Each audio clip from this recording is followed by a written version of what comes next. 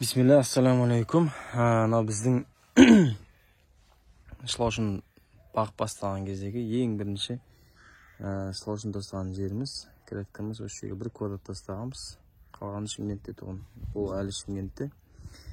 Енді сол ең бірінші 10 квадратқа тастаған жерімізді қазір жаздық режимге ауыстырып, яғни оны бөлдік біз.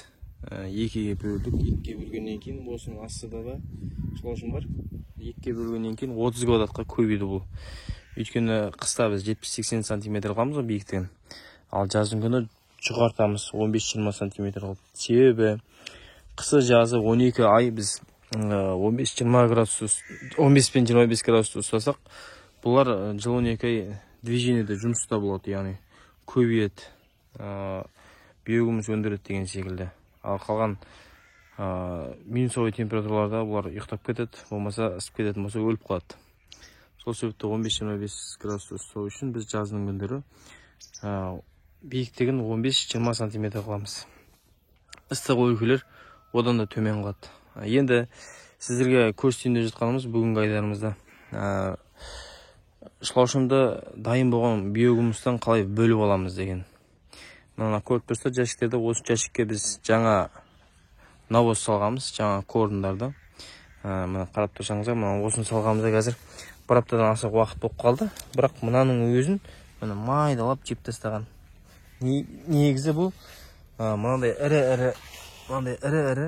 көң тұғын, мынандай ше. Мына көңді мысалға жібіп ылғалданып тұратын болса, бұны да жеп қояды. Айтайын деген, мына осындай ірі көңдерді шылаушындар ылғалданып тұрса, оны да жеп қояды. Свежий көң болса, вообще мощный болады. Мына көріп тұрсыздар, қиқымдап тұрып жеп тастағанда. Енді біз бұны осы жерден алып, келесі новый жаңа шылаушыны көбейтетін жерге тастайын деп жатырмыз. Мұны қайып тұрсаңыздар, жәшіктен жәшікке салып жатырмыз. Бізде мынау Жигули болып тұр. Газель бірдеңе болса, оған осы силай ком сала салатын ек. Мына Жигули болған екен, бұған сыймайды. Сол себепті осылай бір-біріне салу арқылы топтастырып жатырмыз. Енді міне қарап тұрсыздар, жаңа корымға осылай өтеді бұлар. Мынау астында биогумусқа айналған грядка. Мына көрдіңіздер ме? Осылай осыған өткізу арқылы біз шылаушындарды келесі грядкаға ауыстыратын боламыз. Бұлар азып кеткен, арықтап кеткен. Себебі жүрген жерінде азық азайған. Сол себепті бұларды жаңа жерге ауыстыруымыз қажет. Бұлар көбеймейді де, өйткені бұл жерде көп, олардың саны көп болғаннан кейін бізге азық жетпей қалады деп көбеймей қояды. Бұлардың өздерінің миларында компьютері сондай да. Мен сіздерге жалпақ қазақ тілімен түсіндіріп отырмын. Каналымызға лайк басып, тіркеліп, осы кәсіпке жақындау, осы істейді-ау деген бауырларға жіберіңіздер, бөлісіңіздер. Мынау шылаушымды қалай бөліп аламыз деген кезде осылай бөліп аласыздар.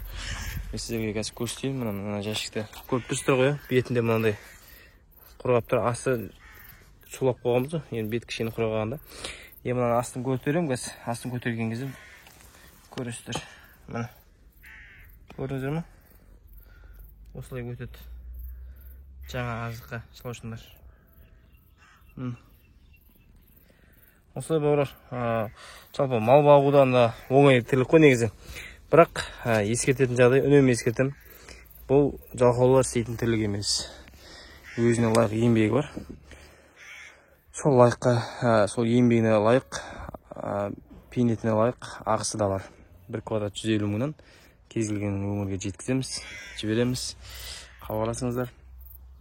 Табиғи биогумуспен піскен қарбыздар шығып жатыр қазір. Аллаға шүкір, дәмі керемет.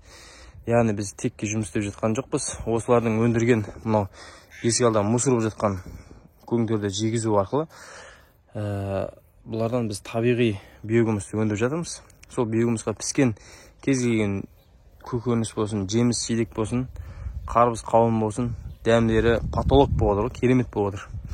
Сол себепті бауырлар, ешқандай ойланбаңыздар. Қосымша кәсіп қылып бастасаңыздар болады. Биыл көктемде биогумус өте үлкен сұраныстар болды. Жеткізе алмадық, шынымды айтайын.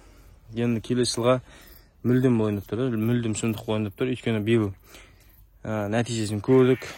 Қазір сол биогумусқа піскен қарбыздарды диқандар шіреніп тұрып сатып отыр.